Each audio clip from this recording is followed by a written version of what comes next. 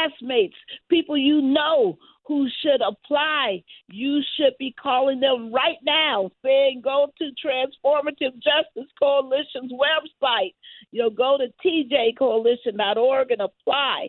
You want to do this. It's a once-in-a-lifetime experience. Isn't it? Is it not, Breanna? Tell people about what it's like to be in this training. It really is life-changing. I will say that I was a part of the September class, like you all mentioned earlier, and I will say I'm still basking in all of the joy and the connections that I was able to make back in September. It is really an unforgettable experience. You are going to meet your peers from across the country that are doing some amazing, inspiring, and impactful work. What Ms. Barbara and Mr. Daryl have put together with this training, to me, is extremely transformative, no pun intended.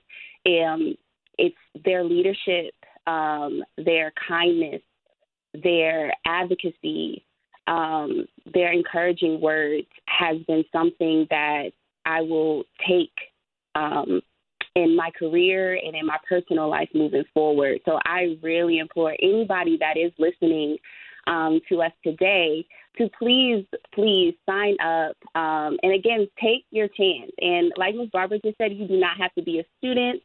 I was not a student when I applied to be a part of the training, and sometimes it can be a little intimidating as well because you're looking at all of these younger students, but they are so inspiring, and what you are able to learn from them there's no price that can be attached to it. I say all the time that I would have went and I would have been a participant, even if money or all of the other perks were not involved. That's how impactful it is.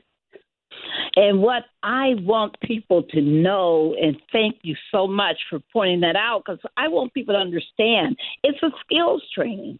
We know that the people coming are amazing young people, and we want to just, enhance their leadership skills. So we go deep into, being more effective communicators, deep into, using, everything at their disposal to help register people to vote, to do voter education, voter mobilization. And in fact, Andreas, you just made me smile during this, year when you went back and you got a polling place put on your campus. Tell people about that. Yes, absolutely. So my organization, Florida Purge Students at FSU, we had our start 3 years ago. I was the president and first founder of the organization at FSU's campus. The Student Purge are a nationwide, nonpartisan, nonprofit student voting right group that has been working at FSU for only 4 years. And in that time, one of our largest and most important goals was institutionalizing voter registration on FSU's campus in any way that we could. One of those ways being having an accessible and open voting location on our campus. FSU has had a pretty bad history of having, accessible voting locations. A couple years ago, it was in our basketball stadium, which was far off of campus. This past year during the midterms, it was in a small enclosed space that led to a line that took over 45 minutes to an hour for students to get through during a very important midterm cycle. And, through our work with the Leon County Supervisor of Elections Office, our student government, and leaders and administrators on FSU's campus who are open to change, we were able to bring an accessible voting location onto FSU's campus right in the heart of our campus in our student union, which is something that we are so excited to have, especially with the fall 2024 elections coming up so soon.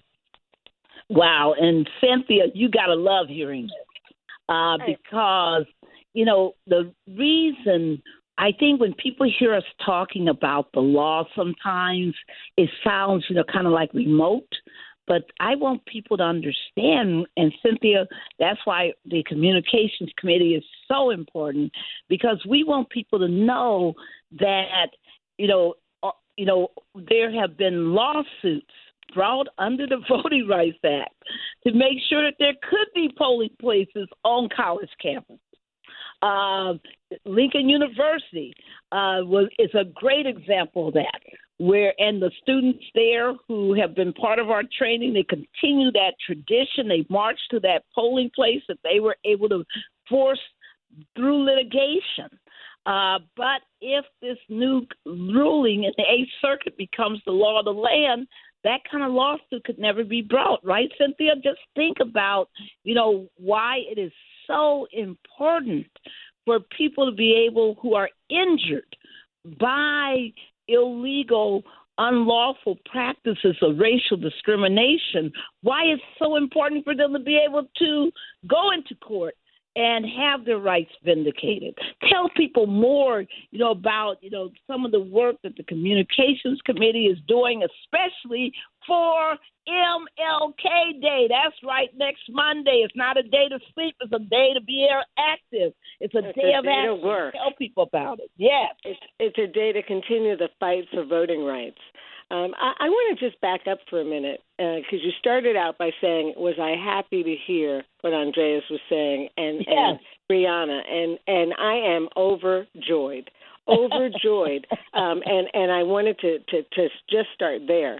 I also wanted to tap into something that Rodricia said in the earlier part of this show when she was talking about the restoration of rights for those who've been formerly incarcerated and in the mass incarceration system. And this whole notion that people sometimes think their vote doesn't count. So I want to start there. And one of the things that has gotten me much more actively involved in voting rights, in voter mobilization, in voter activism, in canvassing and registering people to vote, was when I learned that so many elections turn on 1 or 2 votes per precinct. The outcome shifts depending on whether those votes are cast in one direction or another. So people think their vote doesn't count, but their votes count a great deal. And for those of us who were alive and watching elections back in the year 2000 when Bush v. Gore happened, and everybody in the country was watching people look at ballots for hanging shads. I'm dating myself now, but it turned the outcome of the federal election turned on very few individual votes.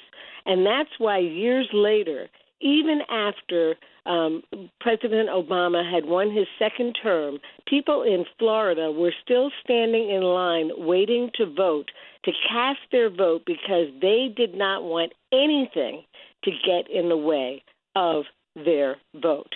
So we are rededicating ourselves on Martin Luther King Jr. Day, which this year, the federal holiday, happens to fall on his actual birthday. It's the 95th birthday of Dr. Martin Luther King. And we are using that auspicious date as a way to kick off, to launch a pledge that we hope will be taken by every person in the country at some point. And it's saying that we are in the spirit of Martin Luther King and other civil rights champions, such as the former Congressman John Lewis and Fannie Lou Hamer. We are going to carry forth with intensity Dr. King's dream to make real the promises of democracy, to walk in the sunlit path of racial justice, and to advance the cause of voting rights in every way possible. We are vowing to vote in 2024 and to protest any and all efforts to weaken voting rights under the 1965 Voting Rights Act, and to also press for the passage of new federal voting laws like the John R. Lewis Voting Rights Advancement Act and the Freedom to Vote Act. We will further fight to protect the right to vote against any voter suppression attacks throughout the nations and do everything in our power to protect our vote. We are going to circulate this to student organizations to churches to other houses of worship to civic organizations, to voting organizations, the League of Women Voters, the NAACP, the Urban League, all of these organizations, sororities, fraternities, civic entities, community groups. We want everyone to be taking the pledge, and we will launch it Martin Luther King's birthday, and that is going to be the beginning going into African American History Month, going into the Selma Jubilee in early March, and continuing on until everyone has taken the pledge that they will do everything in our respective power to protect the vote. Well, and that's a great point, Cynthia, with regards to, saying that we're going to be reaching out to everyone to take this pledge, and we're going to all the organizations, including the fraternities and sororities. And, I wanted to bring up, an AKA who's obviously the sister of our alpha, Ashley Shannon, who is a newly minted attorney. But let me tell you, she's been in the trenches, Barbara, battling for voting rights for people that have been incarcerated for years, fighting mass incarceration for years. She just recently passed the Illinois bar examination, and she's now working with absolutely with the Department of Justice. So she's in there. She's in the bureau. She's in the Bureau of Prisons, and she's fighting constantly for the rights of those that are incarcerated. So Ashley Shannon, welcome back. Welcome back to Igniting Change, and I know you've been listening to this conversation. You're hearing about the fight for against mass incarceration and the fight for voting rights for people in Arkansas and the Eighth Circuit decision. Welcome back to Igniting Change, and we'd love to get your comment. Thank you all so much. Of course, I always like tuning in with my TJC family, but of course, we have been fighting over the holidays all throughout, looking at the Eighth Circuit saying, basically, what are you doing? I think it's important that we remember at this time where we are coming up, where voting rights are being challenged, that young people still have a drive, they still have a say in what's going on. And just because you try to hide that you are attacking our voting rights during times where we should be with our families and celebrating the legacy of MLK coming up, we're not going to close the door and say, look, we're not paying attention to what you're doing. We see you. And so we're hashtagging all eyes on the Eighth Circuit. We're hashtagging protect our vote. And I have the honor and privilege of working with TJC and so many of our community partners right now as we've created a communication committee, and out of that committee, now a social media committee being driven by young people, which I'm so excited about. And we're starting this campaign where we are incorporating everyone across every span of diversity. It doesn't matter your race, creed, color, sexual orientation. You deserve a right to say, hey, I want to protect my own vote. I've done it for years. I'm the one that knows me best, and I deserve to protect my right to vote. And at this point, we're coming up to election season shortly. Things are going to be chaotic, but I want young people to know that we don't just want to see you at the polls. We want to see you on the front lines of this fight all throughout the season. Awesome. So awesome. And we just love, what's going on. Breanna Appling is on our show, so is Andreas. And I want everybody to know that Ashley Shannon is also a TJC fellow and one of our amazing leaders.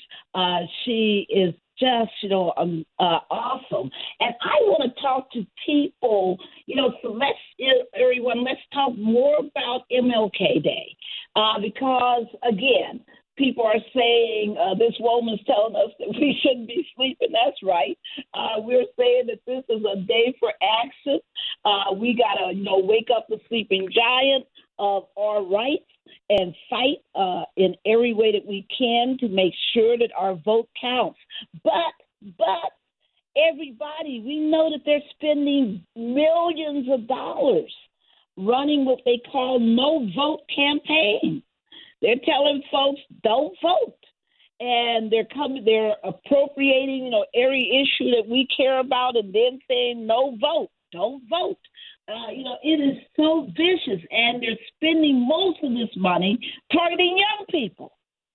People 18 to 35 years of age. Those who are the people who they are, really trying to, get into the heads of and to trying to block them from voting. What do you want to say to that, when you hear that